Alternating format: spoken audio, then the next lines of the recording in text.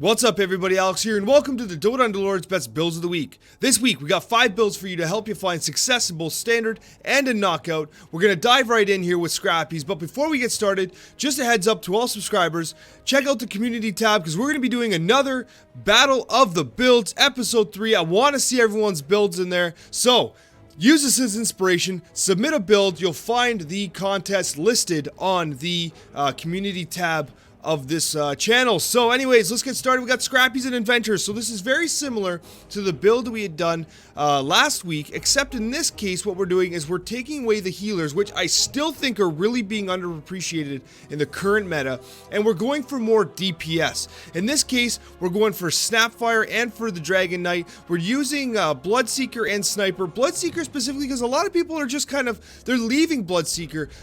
Bloodseeker's a very easy 3-star in many cases because he's not being overly utilized, and with the new buff to his healing potential, with when basically anyone in his vicinity, when they die, he gets a buff. So basically him with Sniper, that Deadeye has become increasingly more effective, so this is a much stronger build. Snapfire for a tier 1 unit is doing insane damage, especially for bunched up opponents. Dragon Knight just being amazing as Dragon Knight always is, and these tankers and techies and adventures in the front, they are just simply fantastic. So this is my build of the week, an extremely strong one, viable in both ranked standard and in ranked knockout. I've been having so much fun in knockout, by the way, and this is a very effective build in both. And for the second build of the week, we're going with Spirits and Dragons and Assassins. Now, it's quite the mix, I know, but with the jail system being what it is, we want to make sure we're flexible. Now, Spirits have been absolutely incredible, and I'll tell you why. Spirits, despite the fact that Void Spirit is absolutely fantastic, I almost never use Void Spirit. For whatever reason, I never pull Void Spirit, but even without Void Spirit, Ember, Storm, and Earth Spirit are simply fantastic. I like baiting Pudge with Storm Spirit because if Pudge pulls Storm Spirit, much like Mirana, he'll just bolt out of the way and he'll be basically free from danger. But again, we're going with the Dragons as well, Snapfire and Dragon Knight, Puck as well because Puck's fantastic, but Snapfire has been absolutely insane. Expect a nerf, but until then, use Snapfire. Snapfire is going to do almost just as much as Dragon Knight at times. It will carry your early game. Queen of Pain and Anti-Mage, I'm using those two specifically because Queen of Pain does very good AoE damage, and that goes great with Snapfire and with Puck.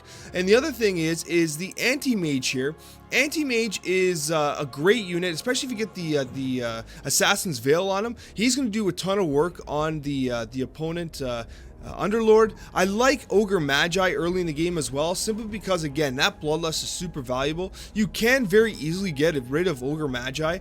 He's not essential to this build. He doesn't work with any of the synergies straight up, but he's just really effective. This is an level 8 build here, 8 units on the board, and still very effective. Earth Spirit will hold that front line very well, and Puck and Snapfire can hold their own. You're going to protect Hobkin here. I think Hobkin's better here because it's more about doing damage, but overall, a very versatile build that I've been finding success with. For the third build of the week, one thing I will mention right away is that you can go with either Hobkin or an Essex for this, but we're going with Warriors, a little bit of Scaled, and once again, the Spirits, because Spirits, again, have been absolutely fantastic. Ember Spirit's going to port to the back, and Storm Spirit here is going to be kind of baiting Pudge a little bit, but overall, this is just a very tanky build. You have Tiny on the edge here because you want Tiny to throw whoever's on the edge into the kind of line of fire for Kunkka's Ghost Ship and for Tidehunter's Ravage. So Earth Spirit we have back here a little bit just to protect Hobkin. You can actually switch it up a bit if you want to move Slardar there. Earth Spirit's a little more valuable than Slardar in this build. I'm using Slardar because I want that scaled bonus. I want that magic resistance, even though it's 20%.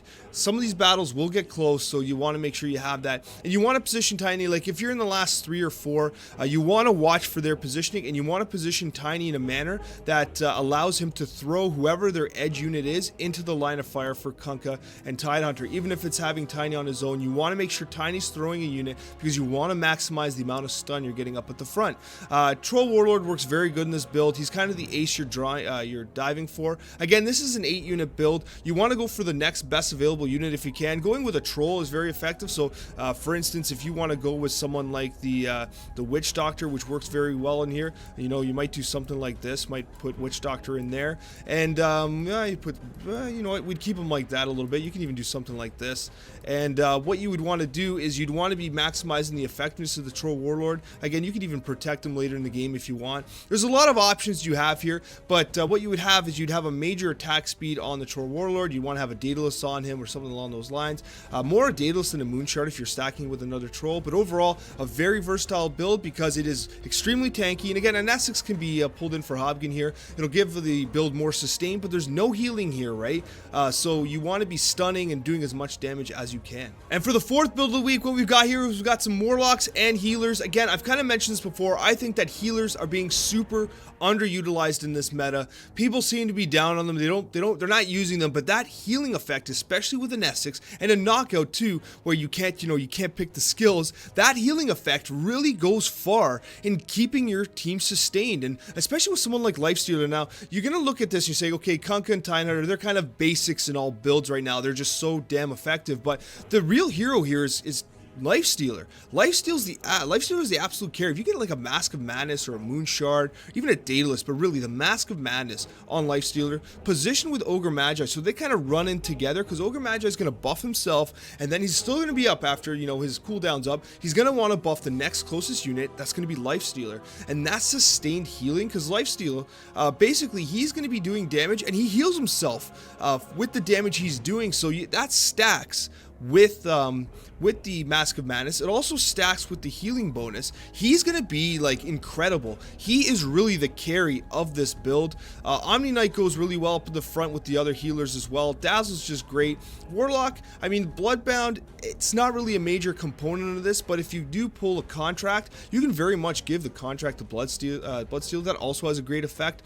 Otherwise, you can give it to I would give it to Broodmother probably. Otherwise, you have Disruptor back here with a Blink Dagger. If he doesn't have the Blink Dagger, I would actually not put him up front. Like some people are tempted to do that. You totally can, but what I would instead do is I'd actually keep him in the back here, let him do the cast, see if you can get a Refresher Orb on him. Maybe if he has an orb, then you want to position him like this, probably, like this. That cooldown's short enough, you don't have to worry about it. But Refresher Orb, you want to position him something like this, maybe even closer to your Kunkka and Tidehunter, just in case, they get the frontline block right there.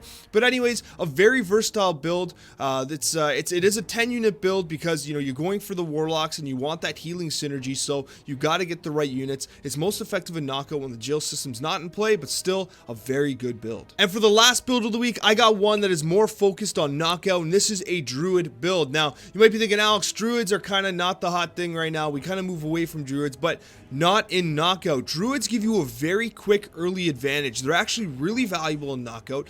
Ideally, you want Druids and Dragons, to be honest with you, because they will tear through the early rounds, because you're going to be getting easy 2 stars from the Druids, easy 3 stars from the Druids. And what you've got here is Tinker.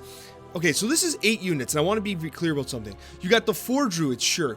You got Io, you have the Tree Protector, Lone Druid up front, hopefully with a Refresher Orb or a Bracers of Desperation, because that will allow for 2 full bears to be on the field. And again, with the Druid kind of star buff, very easy to get Lone Druid to 3 stars with that buff, right? And then what you're going to do here is you have the Tiny, because Tiny again is going to be doing some stun. You want to have it. He's not so much there for the Primordial, but you want an early game unit that you can hold on to. But again, if you can replace Tiny with another best available, go for it. You definitely can. Like for instance, if you got some warriors up front and you end up pulling someone like a Troll Warlord, take out Tiny, put Troll Warlord in there. You keep your buff, but you're going to lose Primordial tier 1, but who cares, right? You got a Troll Warlord, so always work towards the best available. This is actually only an 8-hero build, so keep that in mind.